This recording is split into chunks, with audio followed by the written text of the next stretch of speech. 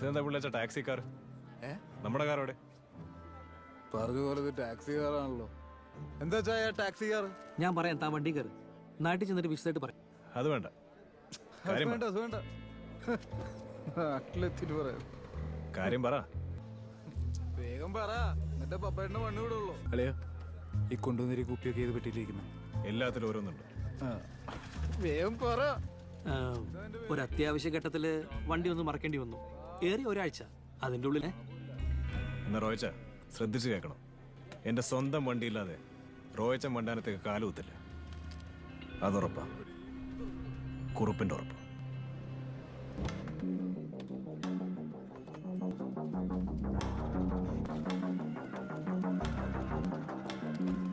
ഈ കാർ എനിക്ക് വേണം, ഒറ്റ വില.